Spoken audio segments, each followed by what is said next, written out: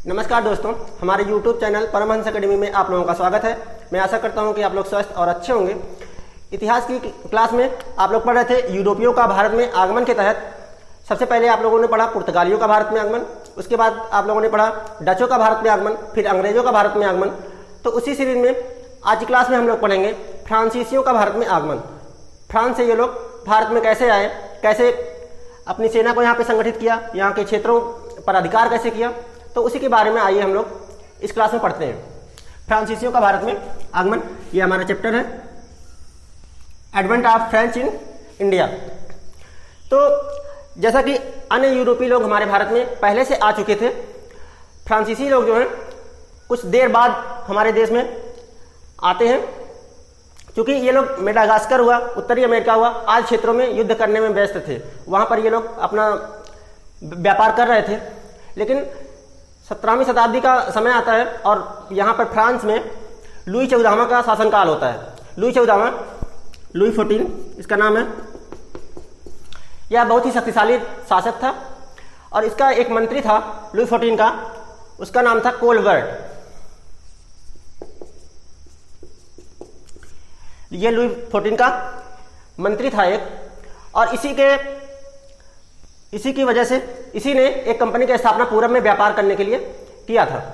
तो ये जो लुई 14 था, इसका जो कथन था उसका एक इंपॉर्टेंट है, थोड़ा सा आप लोग चाहे तो नोट कर सकते हैं। इसका जो कथन था वो है, मैं ही राज्य हूं और मेरे शब्द ही कानून है।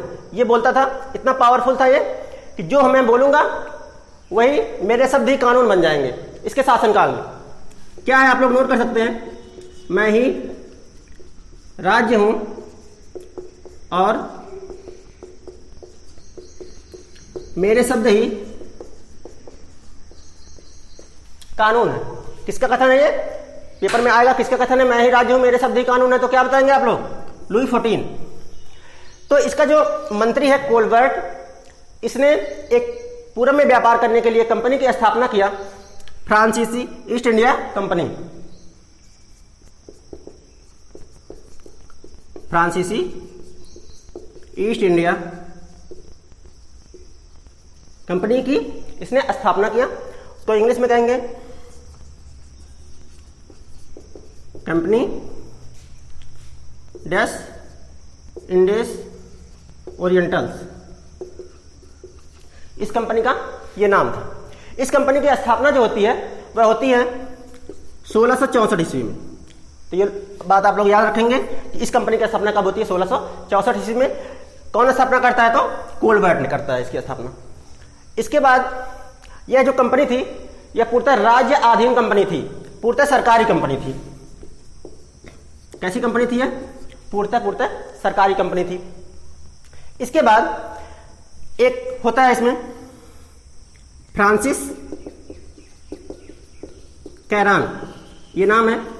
फ्रांसिस कैरान नाम का एक शख्स होता है इनका, फ्रांसीसियों का यह अध्यक्ष होता है। और फ्रांसिस कैरान की अध्यक्षता में एक अभियान दल जो है भारत भेजा जाता है। किसके द्वारा? कोलबर्ट जो मंत्री होता है ये भेजता है भारत में व्यापार करने के लिए। फ्रांसिस कैरान की अध्यक्षता में एक अभियान दल भारत पहुंचता है।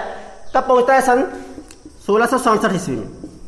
इसके बाद ये लोग भारत में आते हैं, यहाँ की स्थिति के बारे में जानकारी लेते हैं, समझते हैं, जगह को तलाशते हैं और अपनी एक परफेक्ट जगह खोजते हैं लोग कंपनी की स्थापना करने के लिए, सूरत। और ये लोग 1668 ईस्वी में पहली फैक्ट्री अपनी खोलते हैं। कहां पर? सूरत में। क्या खोलते हैं? पहली फैक्ट्री। फ्रांसीसियों का क्वेश्चन आ चुका है पेपर में, फ्रांसीसियों की पहली फैक्ट्री कहां पर थी? तो सूरत में थी। कब स्थापना हुई थी इसकी? तो 1668 ईस्वी में स्थापना हुई थी। इसके बाद ये लोग नेक्स्ट ईयर अपने 1669 ईस्वी में फ्रांसीसी लोग जो है मसूलीपट्टनम में, मसूलीपट्टनम यह आंध्र प्रदेश में पड़ता है। तो मछलीपट्टनम में ये लोग अपनी दूसरी फैक्ट्री खोलते हैं, सूरत में और फिर दूसरी मछलीपट्टनम में। सूरत वाली 1668 में और मछलीपट्टनम वाली 1669 ईस्वी में। इसके बाद फ्रांसिस मार्टिन नाम का एक शख्स होता है, उसको ये लोग इन दोनों फैक्ट्री और बस्तियां भी बनाएंगे। ये लोग फैक्ट्री भी खोलते हैं तो बस्तियां भी बनाते हैं। इन दोनों बस्तियों का उत्तरदायित्व जो है ये लोग देते हैं फ्रांसिस मार्टिन को। तो इन दोनों बस्तियों का इसको उत्तरदायित्व मिल जाता है फ्रांसिस मार्टिन को, और ये इसकी देखरेख करता है। इसके बाद साउथ में ही ये लोग फ्रांसीसी लोग जो है गोलकुंडा के शासक, गोलकुंडा एक साम्राज्य था वहां पे, वहां से ये लोग एक सैंथोम जगह होती है उसको फ्रांसीसी लोग छीन लेते हैं, सैंथोम को छीन लेते हैं ये लोग। ये समय होता है 1672 ईस्वी का। तो क्या करते हैं ये लोग फ्रांसीसी लोग 1672 ईस्वी में सैंथोम को छीन लेते हैं। उसके बाद नेक्स्ट ईयर ये लोग 1673 ईस्वी में शेर खान लोधी नाम का एक नवाब होता है और वहां से एक छोटा सा क्षेत्र पुदुचेरी को ये लोग छीन लेते हैं शेर खान लोधी से। किससे पुदुचेरी को छीनते हैं? उसका नाम है शेर खान लोधी। तो ये तो हो गया। इस तरीके से धीरे धीरे करके फ्रांसीसी लोग जो हैं अपनी स्थिति को सुदृढ़ करते हैं और अपना एक एक क्षेत्र पर अधिकार करते जाते हैं। और इधर अंग्रेज लोग पहले से चुके आ चुके थे। अब इन लोगों की व्यापार में अंग्रेजों के साथ कंपटीशन भी हो गया और उसकी वजह से अंग्रेजों के साथ इनके बाद में चल करके युद्ध भी होते हैं। उसके बाद क्या होता है 1690 ईस्वी का समय आता है, लगभग 1690 ईस्वी में मुगलों ने बंगाल में जो है एक चंद्रनगर है, ये बंगाल में पड़ता है चंद्रनगर। इस चंद्रनगर की बस्ती जो है, इस बस्ती को फ्रांसीसियों को दे दिया। किसने दे दिया? मुगलों का जो शासक था उस समय, उसने दे दिया चंद्रनगर को। औरंगजेब था शासक इस टाइम पे, और औरंगजेब ने चंद्रनगर को किसको दे दिया? फ्रांसीसियों को दे दिया। तो यह एक प्रमुख बस्ती चंद्रनगर जो है फ्रांसीसियों को यहां से मिल जाती है। इसके बाद धीरे धीरे इनके व्यापार अंग्रेजों के साथ कंपटीशन होते रहते हैं। और चूंकि अंग्रेजों की जो कंपनी थी वह सरकारी कंपनी नहीं थी, वह एक वाणिज्यिक कंपनी थी और प्राइवेटाइजेशन भी था, उसमें ढेर सारे लोग प्राइवेट भी जुड़े हुए थे और इसकी वजह से उनकी कंपनी में धन की कभी कमी नहीं आई। जबकि जो फ्रांस की कंपनी है यह पूर्णतः सरकारी कंपनी थी और यह लोग फ्रांसीसी लोग लगातार ऑस्ट्रिया का उधर युद्ध होता है और उधर यूरोप के युद्धों में ही व्यस्त रहते हैं, तो ज्यादा ध्यान कंपनी के ऊपर नहीं दे पाते हैं। इसकी वजह से ये भी एक वजह रही कि इनकी कंपनी में ज्यादा मुनाफा नहीं हो पा रहा था और इनकी कंपनी दिनों के दिन कमजोर होती जा रही थी। तो उसके बाद क्या हुआ कि लुई 14वां ने क्या किया, बाद में चल के सन 1720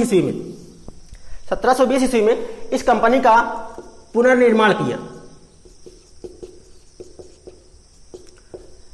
कंपनी का क्या हुआ? पुनर्निर्माण हुआ 1720 ईस्वी में और एक बार फिर से यह कंपनी अच्छे से चल पड़ी और इसमें भी काफी फायदा होता गया। और इन लोगों ने अपना मुख्य व्यापारिक केंद्र जो है वह पांडुचेरी को ही बनाया था, पुदुचेरी को बनाया था। और पुदुचेरी को ही इनकी जो बस्तियां थी, प्रमुख बस्तियां, जैसे हुआ इधर लिख लेते हैं हम लोग। इनकी जो बस्तियां थी माहे, कराईकल और यनम, ये इनकी बस्तियां थी। तो इसके बाद क्या हुआ, और पुदुचेरी तो है ही, इन लोगों ने पुदुचेरी को ही, जो फ्रैंको मार्टिन था, एक क्वेश्चन भी आता है, फ्रैंको मार्टिन ने पांडुचेरी की स्थापना किया था। क्या किया इसने कि इन सारी बस्तियों को मिला करके पांडुचेरी को एक अच्छे नगर में परिवर्तित कर दिया और उसका ढेर सारा विकास किया। इसी वजह से फ्रैंको मार्टिन को ही पांडुचेरी जो है इसका संस्थापक माना जाता है। कि पांडुचेरी का संस्थापक कौन था? तो फ्रैंको मार्टिन। जैसे आप लोगों से पूछा गया था कि जाव चारनाक ने कलकत्ता की स्थापना की थी, इसके बाद बॉम्बे की स्थापना गैरा लंगियार ने की थी, इसी तरह से पांडुचेरी की स्थापना किसने की थी? तो फ्रैंको मार्टिन ने की थी। तो ये क्वेश्चन पूछा जाता है। तो ये थी बस्तियां माहे, कराईकल और यनम, और पुदुचेरी तो था ही। इसके बाद आगे समय बढ़ता जाता है और 1742 का समय आता है, 1742 का ईस्वी का समय आता है और इसमें जो फ्रांसीसी कंपनी है इसके गवर्नर के रूप में भेजा जाता है डुप्ले को। इतिहास में, भारत के इतिहास में भी और फ्रांसीसियों के इतिहास में बहुत ही इंपॉर्टेंट नाम है डुप्ले। बहुत ही शक्तिशाली गवर्नर था ये। इंग्लिश में लिखते हैं इसको डुप्लिक्स, ऐसे लिखा जाता है। तो 1742 में जब डुप्ले गवर्नर बनकर के भारत का आया, फ्रांसीसियों का गवर्नर बनके, तो सब 1742 तक तो इन लोगों की जो मंशा थी पूरे फ्रांसीसियों की केवल व्यापारिक स्तर पर ही सीमित थी कि केवल व्यापार करेंगे। लेकिन जब डुप्ले गवर्नर बनकर के आता है 1742 ईस्वी में, तब इन लोगों का जो मंशा है ये पूरी तरह से चेंज होती है और ये लोग राजनीति में भी हस्तक्षेप करना स्टार्ट कर देते हैं और राजनीतिक तरीके से भी अपना अधिकार स्थापित करने की कोशिश करना शुरू कर देते हैं। और उसी के तहत आगे चल करके 1746 ईस्वी में डुप्ले ने 1746 में डुप्ले जो है यह मद्रास पर कब्जा कर लेता है। मद्रास पर यहाँ का जो पहले मद्रास पर अंग्रेजों का कब्जा होता है और अंग्रेजों का जो गवर्नर यहाँ पर होता है मॉर्स। अंग्रेजों का गवर्नर होता है और फ्रांसीसियों का गवर्नर कौन होता है? डुप्ले होता है। तो डुप्ले ने मॉर्स को हराया और मद्रास पर पूरा कब्जा कर लिया और इसने वहां के जो मद्रास जो है कर्नाटक राज्य के अंतर्गत आता था। मद्रास और पांडिचेरी दोनों ही कर्नाटक राज्य के अंतर्गत आते थे, दोनों ही प्रमुख बंदरगाह थे, मद्रास भी और पांडिचेरी भी। तो मद्रास पर क्या किया इसने, क्योंकि अंग्रेजों का था ये बंदरगाह मद्रास, और किसने कब्जा कर लिया? डुप्ले ने कब्जा कर लिया। और यह कहकर के कब्जा किया कि जो यहाँ का कर्नाटक का जो नवाब है अनवरुद्दीन, यह जीतने के बाद, युद्ध जीतने के बाद अंग्रेजों से मद्रास को अनवरुद्दीन को दे देगा। लेकिन वही होता है कि इसने जब मद्रास को जीत लिया तो अपनी बात से मुकर गया और कहा कि हम मद्रास को नहीं देंगे। तो इसकी क्या हुई, अनवरुद्दीन से भी अनबन हो जाती है मद्रास को लेकर के। और उसके बाद वहां का जो कर्नाटक का नवाब अनवरुद्दीन है वो क्या करता है, अपने पुत्र को एक विशाल सेना के साथ डुप्ले के पास भेजता है लड़ाई करने के लिए। और जब विशाल सेना से डुप्ले की लड़ाई होती है तो मोहम्मद अली को, उसका पुत्र होता है मोहम्मद अली, और दोनों की लड़ाई में ये जो है अनवरुद्दीन हार जाता है और यह डुप्ले जो है जीत जाता है और पूरा मद्रास पर इसका कब्जा हो जाता है। जब मद्रास पर इसका कब्जा हो जाता है और यह कर्नाटक का युद्ध के नाम से जाना जाता है। कर्नाटक में कुल 3 युद्ध हुए हैं इसी को लेकर के, बस व्यापारिक प्रतिद्वंदिता को लेकर के कर्नाटक के 3 युद्ध हुए हैं। आप लोग इसको देख लीजिए एक एक करके। कर्नाटक के युद्ध,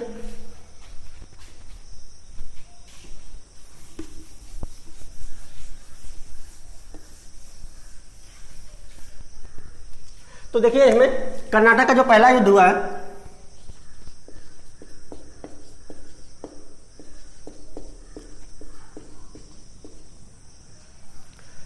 पहला युद्ध 1746 से 48 ईस्वी तक। क्योंकि होता क्या है कि यूरोप में ऑस्ट्रिया के उत्तराधिकार के लिए यूरोप में युद्ध छिड़ चुका होता है और फ्रांस और अंग्रेज दोनों ही अपने अधिकार को लेकर के वहां पर युद्ध करते हैं। ऑस्ट्रिया में, यूरोप में यह युद्ध होता है और उसी युद्ध का परिणाम यह होता है कि भारत में भी अंग्रेजों और फ्रांसीसियों में युद्ध स्टार्ट हो जाता है उसी बात को लेकर के।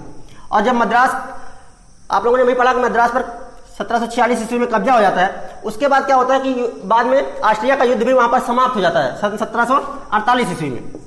1748 ईस्वी में ऑस्ट्रिया का युद्ध खत्म हुआ। उसके बाद इन दोनों में संधि होती है। यह एक इंपॉर्टेंट संधि है, यह क्वेश्चन पूछा गया है कि यह कौन सी संधि के तहत कर्नाटक का जो पहला युद्ध था यह खत्म हुआ था। तो यह संधि थी एक्स-ला-सापेल। एक्स-ला-सापेल की संधि होती है, यूरोप में होती है यह संधि, और इसके तहत जो है यह युद्ध जो है भारत में भी कर्नाटक का पहला युद्ध जो है खत्म हो जाता है। और इसके तहत मद्रास को अंग्रेजों को दे दिया जाता है, जो फ्रांसीसियों ने छीना था। मद्रास को अंग्रेजों को दे दिया जाता है और उत्तरी अमेरिका में लुइसबर्ग है,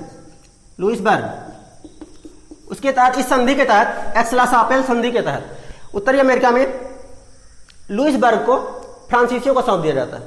तो इस संधि के साथ जो है कर्नाटक का फर्स्ट वार ऑफ कर्नाटका खत्म हो जाता है। लेकिन इसके बाद फिर से डुप्ले जो होता है एक बहुत ही राजनीतिज्ञ भी था और बहुत ही पावरफुल भी था। उसके साथ सैनिक शक्ति भी इसकी मजबूत थी, बहुत ही काफी दृढ़ थी। और उसकी वजह से आगे चल करके फिर से भारत के ही लोगों की वजह से, भारत के जो लोग नवाब थे, इन लोगों में भी उत्तराधिकार का युद्ध स्टार्ट हो जाता है और उसके तहत भारत में फिर से कर्नाटक का दूसरा युद्ध स्टार्ट होता है। कर्नाटक का दूसरा वार, कर्नाटक का दूसरा युद्ध अब स्टार्ट होगा यहाँ पर, और इसमें लगभग 1748 से लेकर के 55 तक यह चलेगा युद्ध। और इसके बाद क्या होता है, इसमें जो एक निजाम होते हैं कहाँ, हैदराबाद के एक निजाम होते हैं, उनकी मृत्यु के बाद उनके जो उत्तराधिकारी होते हैं, एक होते हैं मुजफ्फर जंग और एक होते हैं नासिर जंग। ये नाम इंपॉर्टेंट है, आप लोग इसको नोट कर लीजिए और याद भी रखिए। एक होते हैं मुजफ्फर जंग और दूसरे हैं नासिर जंग। इन लोगों में उत्तराधिकार के लिए युद्ध छिड़ जाता है और उसी समय की बात है। कर्नाटका, ये कहाँ की बात हम कर रहे हैं, हैदराबाद की बात कर रहे हैं। हैदराबाद के निजाम होते हैं, उनके मृत्यु के बाद मुजफ्फर जंग और नासिर जंग, ये उनके उत्तराधिकारी के रूप में दोनों अपना अपना दावा ठोकते हैं और इन दोनों में युद्ध की स्थिति बनती है। इसी समय की बात है, कर्नाटका में भी कर्नाटक के जो नवाब थे अनवरुद्दीन, प्रेजेंट जो नवाब थे अनवरुद्दीन ये थे, और कर्नाटक के जो पूर्व नवाब थे उनका नाम था दोस्त अली। तो दोस्त अली के एक दामाद थे, उनका नाम था चंदा साहब।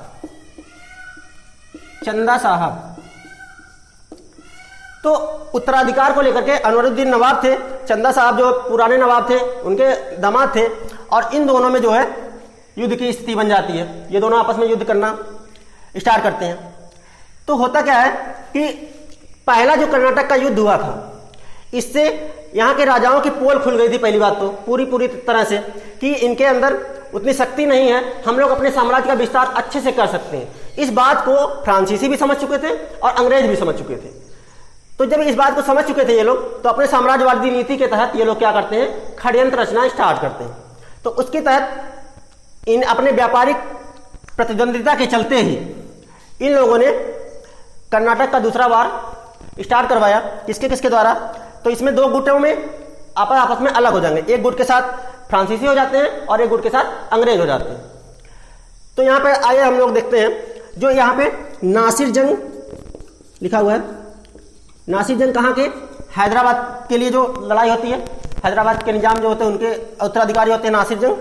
तो हैदराबाद के लिए नासिर जंग, और उसके बाद कर्नाटका के लिए ये लिख लेते हैं हम लोग, हैदराबाद के लिए नासिर जंग, और कर्नाटका के लिए जो होते हैं ये मुझे कर्नाटका के लिए अनवरुद्दीन यहाँ के जो नवाब होते हैं। ये कहाँ के लिए, कर्नाटका के लिए। इन दोनों में अंग्रेज इन दोनों के साथ हो जाते हैं, और उसके बाद क्या होता है, इनके साथ कौन हो जाता है, लिख लीजिए यहाँ पे, अंग्रेज हो जाते हैं। और उसके बाद बचता कौन है, नासिर जंग हो गया और ये हो गया। उसके बाद मुजफ्फर जंग और उसके बाद चंदा साहब। मुजफ्फर जंग हैदराबाद के निजाम के उत्तराधिकार के रूप में और चंदा साहब कर्नाटक के उत्तराधिकार के रूप में होते हैं, और इनके साथ फ्रांसीसी हो जाते हैं। तो यहां पर आप लोग लिख सकते हैं मुजफ्फर जंग प्लस चंदा साहब, इन दोनों की संधि हो जाती है। उसके बाद क्या होता है, मुजफ्फर जंग और चंदा साहब की भी संधि हो जाती है, और फ्रांसीसी लोग करते हैं इसको। इनके साथ कौन होता है, फ्रांसीसी लोग होते हैं, फ्रेंच। तो दो गुट हो गया, देखो, एक नासिर जंग अनवरुद्दीन का और अंग्रेज का, मुजफ्फर जंग चंदा साहब और फ्रेंच का। ये दो गुटों में बढ़ जाते हैं। तो फ्रांसीसी में जो डुप्ले था ये बहुत ही कूटनीतिक था, और इसने मुजफ्फर जंग और चंदा साहब इन दोनों से मिल करके क्या किया, कर्नाटका पर अटैक करवा दिया।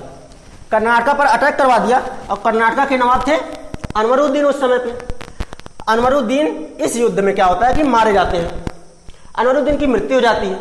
बचते हैं इनका जो पुत्र होता है, मोहम्मद अली नाम होता है उसका, अनवरुद्दीन का पुत्र मोहम्मद अली, यह युद्ध क्षेत्र से भाग जाता है, भागने में सफल होता है और भाग जाता है वहां से।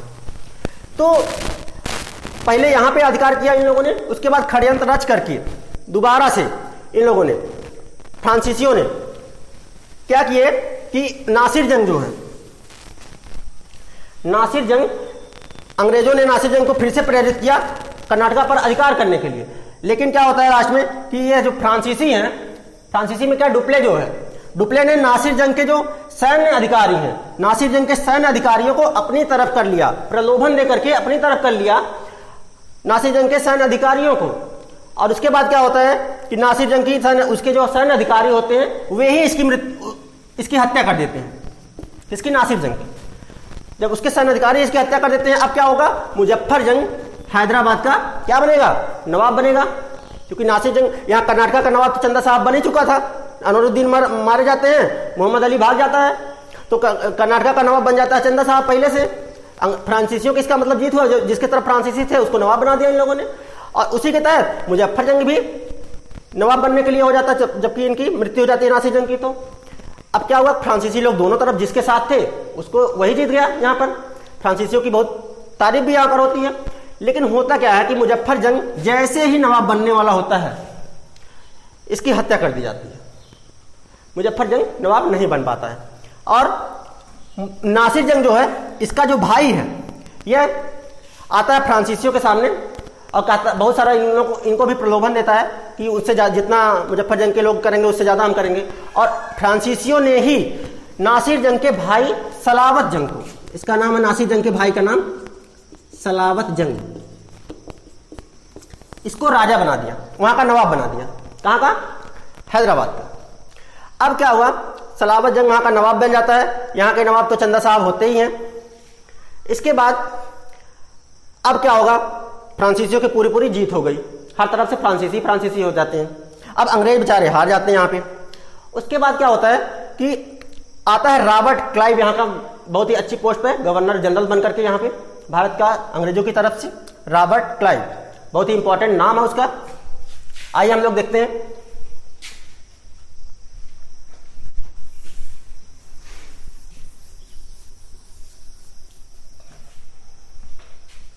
तो होता क्या है कि रॉबर्ट क्लाइव होता है, और जब ये लोग यहां पर हैदराबाद और कर्नाटका पर अधिकार कर चुके होते हैं, उसी के तहत यहां पर मद्रास का गवर्नर जो बनाया जाता है, सैंडर्स को बनाया जाता है। सैंडर्स अंग्रेजों की तरफ से, और भारत के वहां फ्रांसीसियों की तरफ से डुप्ले तो था ही, सैंडर्स था अंग्रेजों की तरफ से और डुप्ले तो फ्रांसीसियों की तरफ से था। तो होता क्या है कि एक जगह है वहां पे तिरुचिरापल्ली पर रॉबर्ट क्लाइव ने अपने सैनिकों को भेजा युद्ध करने के लिए, ताकि चंदा साहब को घेर करके चंदा साहब से युद्ध किया जाए। तो क्या होता कि डुप्ले ने भी अपने सैनिकों को भेज दिया तिरुचिरापल्ली पर अधिकार करने के लिए, इनको चंदा साहब को बचाने के लिए भेज दिया। दोनों तरफ से युद्ध होता है। इसी का फायदा उठाते हुए रॉबर्ट क्लाइव ने एक अपना अच्छा ऐसा दिमाग लगाया कि उसने सैंडर्स को कह दिया कि जो कर्नाटक की राजधानी है, कर्नाटक की राजधानी आरकाट है, तुम इस पर अटैक कर दो, सीधे डायरेक्ट तिरुचिरापल्ली को ना देखते हुए वहां पे अपने कमांडर्स वगैरह को लगा दो, वो लोग युद्ध करेंगे और तुम जो है क्या करो कि यहां आरकाट पर अटैक कर दो। उसके बाद सैंडर्स ने क्या किया कि आरकाट पे अटैक कर दिया। आरकाट क्या थी? कर्नाटका राज्य जो है इसकी राजधानी थी। जब आरकाट पर अटैक कर दिया इन लोगों ने, उसके बाद चंदा साहब को युद्ध करना पड़ा और पूरा कर्नाटक पर अंग्रेजों का कब्जा हो गया। इस युद्ध में यहां तक कि रॉबर्ट क्लाइव खुद भाग लिया था। रॉबर्ट क्लाइव खुद युद्ध किया था आकर के यहाँ पे, जबकि डुप्ले कभी खुद स्वयं युद्ध नहीं करता था, अपने कमांडर्स को देता था, डायरेक्शन देता था, उनको बताता था और वे लोग युद्ध करते थे। जबकि रॉबर्ट क्लाइव यहाँ पर खुद आकर के युद्ध करता है और कर्नाटक में जीत जाता है। तो अब क्या हुआ? कर्नाटक जो है चंदा साहब का शासन, चंदा साहब बाद में मारे जाते हैं। इस युद्ध से तो भाग जाते हैं लेकिन कुछ ही समय में मारे जाते हैं और कर्नाटक पर अब अंग्रेजों का वर्चस्व बढ़ गया यहाँ पे। उसके बाद फिर तिरुचिरापल्ली जो है रॉबर्ट क्लाइव ने इस पर भी अधिकार करवा दिया और इसके बाद क्या होता है, यहां से भी इनका शासन खत्म हो जाता है। पूरा कर्नाटक जो है, कर्नाटक राज्य अंग्रेजों का वर्चस्व बढ़ जाता है। तो यहां पर चल करके क्या हुआ, 1754 ईस्वी में इसकी संघर्ष की नीतियों से ऊब करके फ्रांसीसी सरकार जो है डुप्ले को वापस बुला लेती है, अपने देश फ्रांस में बुला लेती है। और इसका जब जो सब कुछ करा धरा था बाद के जो गवर्नर आते हैं वो लोग सब कुछ मिट्टी कर देते हैं, कुछ बचता नहीं है, सब कुछ अंग्रेजों का ही हो जाता है। तो 1754 में जब डुप्ले की वापसी हो जाती है, कहाँ पे? फ्रांस में हो जाती है। उसके बाद में चल करके पांडुचेरी की संधि होती है 1755 में। 1755 में पांडुचेरी की संधि होती है, पांडुचेरी की संधि अंग्रेजों में और फ्रांसीसियों में। और इस संधि के तहत जो है ये लोग एक दूसरे का जो साम्राज्य जीता हुआ होता है उसको लौटा देते हैं। जैसे कि जो भी जीते होते हैं, जो भी क्षेत्र, ये लोग एक दूसरे को वापस कर देते हैं और पांडुचेरी की संधि हो जाती है। इस संधि से कर्नाटक का दूसरा वार जो है ये समाप्त हो जाता है। इसके बाद आता है लास्ट में वहां पर यूरोप में 1755 ईस्वी में, 1755 ईस्वी में यूरोप में सप्तवर्षीय युद्ध स्टार्ट हो जाते हैं। सप्तवर्षीय युद्ध स्टार्ट हो जाते हैं कहां पर? यूरोप में। तो उसका जो इफेक्ट होता है वह भारत में भी पड़ता है। अंग्रेज फ्रांसीसी यहां भी आकर के लड़ने लगते हैं। तो ये जो पांडुचेरी की जो संधि हुई थी, इस संधि का कोई मतलब नहीं रह जाता, फिर से युद्ध होना स्टार्ट हो जाता है। तो इसके तहत क्या होता है, फिर से स्टार्ट होगा युद्ध, कर्नाटका का तीसरा युद्ध। अब कर्नाटक का क्या होगा? तीसरा युद्ध होगा। समय मान सकते हैं आप लोग 1755 से लेकर के 63 तक लगभग, या 55 के बाद ही कुछ समय रुका होता है, लगभग 56 में स्टार्ट होता है ये। तो क्या होगा, अब यहाँ पे कर्नाटक का तीसरा युद्ध स्टार्ट होगा। अब क्या होता है कि यहाँ का जो यहाँ फ्रांसीसियों का जो गवर्नर है काउंट डी लाली, इसको एक विशाल सेना के साथ फ्रांस से भेजा जाता है भारत में अपनी स्थिति को सुदृढ़ करने के लिए। और यह आता है काउंट डी लाली सबसे पहले पांडुचेरी के पास सेंट डेविड फोर्ट होता है, फोर्ट सेंट डेविड, इस पर घेरा डालता है। कौन? काउंट डी लाली। फोर्ट सेंट डेविड पर यह घेरा डालते हैं बाद में चल के, और उसके बाद इस पर यह लोग अधिकार कर लेते हैं। उसके बाद ये बाद में चल के मद्रास पे भी घेरा डालते हैं, मद्रास पे भी घेरा डालते हैं, कई समय तक रहते हैं लेकिन कुछ कर नहीं पाते हैं। बाद में चल करके कई सारी जगहों पे ये जो काउंट डी लाली है कई सारी जगहों पे घेरा डालते हैं, लेकिन कहीं भी इनकी स्थिति सुदृढ़ नहीं रहती है। हमेशा अंग्रेजों से क्या करते हैं, बाद में हारते ही जाते हैं अपनी नीतियों के चलते। तो जब ये हारते जाते हैं, बाद में चल करके पांडुचेरी और मद्रास दोनों के बीच में पड़ता है एक जगह है वांडीवास।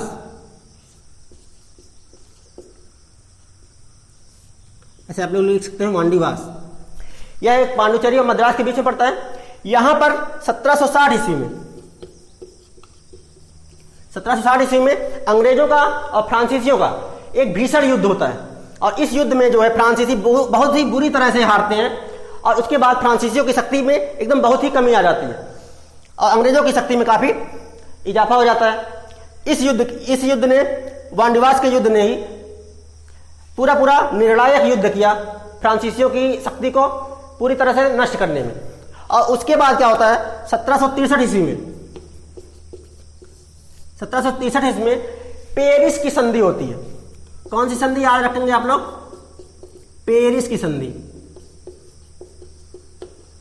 और इस संधि के तहत क्या होता है कि जितने भी युद्ध क्षेत्र थे यहाँ पे, जैसे इनकी बस्तियां थी, पांडुचेरी हुआ, वहां बंगाल में चंद्रनगर हुआ, बंगाल में चंद्रनगर, इधर पांडुचेरी, इन छोटी छोटी बस्तियों को अंग्रेज जो है इन फ्रांसीसियों को दे देते हैं इस संधि के तहत कि ये सारी बस्तियां जो तुम्हारी थी अपना ले लो, लेकिन उसके बदले में तुम लोग अंग्रेजों के काम में कभी हस्तक्षेप नहीं करोगे, पहली बात तो। दूसरा बात इन लोगों ने सबसे बड़ा कर दिया इसमें कि तुम लोग अपनी सेना खुद की नहीं रखोगे। अब जब सेना ही नहीं रखोगे तो जीतोगे कहां से, कुछ कर ही नहीं पाओगे। तो क्या होता है, इसी पेरिस की संधि से फ्रांसीसियों का एकदम से वर्चस्व खत्म ही हो जाता है और अंग्रेज जो है आगे बढ़ते जाते हैं। तो ये रहा कर्नाटका के 3 वार। आप लोगों को क्या याद रखना है इसमें, सबसे पहली बात तो किस किस संधि से कौन कौन सा युद्ध खत्म हुआ। कर्नाटका का फर्स्ट बार जैसे खत्म हुआ एक्स-ला-सापेल की संधि से, द्वितीय बार किससे खत्म हुआ है, तो द्वितीय बार खत्म हुआ है पांडुचेरी की संधि से, उसके बाद तीसरा जो युद्ध खत्म हुआ है पेरिस की संधि से। तो ये तीनों आप लोगों को याद रखना होगा। और उसके बाद जो भी था, इस तरीके से फ्रांसीसी लोग कैसे कैसे भारत में आए, कैसे कैसे यहाँ पर अपनी स्थिति को मजबूत किए, डुप्ले का जो सैन्य शक्ति थी डुप्ले की, उसके बारे में आप लोगों ने देखा सब अच्छे से। तो बस इतना ही है इनके बारे में, फ्रांसीसियों के बारे में। तो आज के लिए बस इतना ही। आप लोग हमारे वीडियो को देखते रहिए, लाइक कीजिए, आप लोग शेयर कीजिए, कमेंट कीजिए और हमारे चैनल को सब्सक्राइब कीजिए। धन्यवाद।